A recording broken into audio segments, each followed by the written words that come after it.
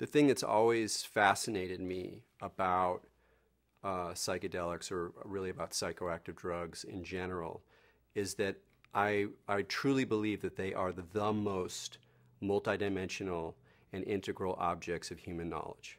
That they are of more than literature, more than art, more than science in a strict sense, more than psychology, more than history, are objects of knowledge that require the widest set of perspectives in order to understand what's going on. Because you need all of those things. You need history, you need ethnobotany, you need psychology, you need neurology, you need literature, you need religion. And in addition to requiring all of these frameworks, or asking us to do the best job we can individually and collectively, because that's actually another aspect of it, is that it demands a kind of interdisciplinary thinking and a kind of collective thinking in a way that other objects of knowledge don't. That nonetheless, no matter how much knowledge we build, that sort of third person objective knowledge drawing from all these different fields, of course, at the core of it, there's another kind of knowledge that these things demand as well, which is to put ourselves on the line. And that if you don't cross that line, you know, you're not really doing it. You're being a bit of a hypocrite. We've lost that in science, but in the 19th century, this was a no-brainer for scientists who were studying poisons and studying new compounds and new gases. Of course, you tried it out. That was obvious. It was really only in the 20th century that we could develop this idea that you can study things like this and not actually try them out. But inside this wider world of people interested in these objects of knowledge, there has to be that subjective dimension of knowledge as well.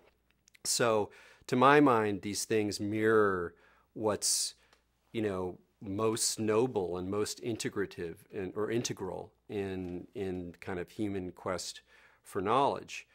The fact that it comes up, you know, now as our knowledge increases so dramatically in so many domains, again, it just seems to be pointing towards some kind of transformative point, some kind of, that in some ways this is an ultimate object, that to do the best job you possibly can of understanding what goes on in such an extraordinary and transformative space, that labor itself, that work of understanding itself is going to be extraordinarily transformative. And we see that inside the realms where these things are operative, and yet we're in this funny position where, you know, our mainstream world kind of continues on almost in parallel, as if there's this kind of strange secret world right off to the side where all that stuff that the alchemists used to be talking about is really happening, where the philosopher's stone is really coming online,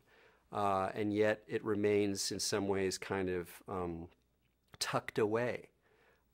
It's a very peculiar situation, and there's that sense, I think, for people who study these things, that it's always about to like break out, you know, and it's almost something you see in the UFO community too. They're always like, yeah, the discovery's just around the corner, when everyone's going to know, when it's going to be obvious that these things have been trying to communicate with us forever. And I'm not so sure. It may be a sort of strange whirlpool of knowledge and experience that kind of lies on the sort of on the edge of our mainstream kind of media culture. However, I do think one thing is happening that's really, really important to think about, which is that our ability to graphically represent these spaces with a high degree of accuracy is increasing enormously.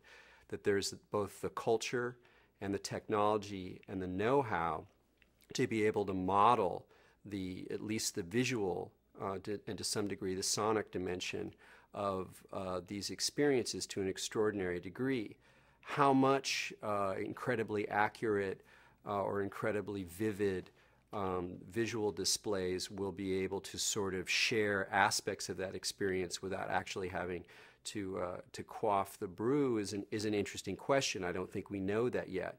But one thing that is true, I believe, is that at least in terms of those zones of the culture that are already interested in a certain kind of density, a certain kind of magic, a certain kind of craziness inside of graphics, inside of abstract visual graphics, that these models and images will spread.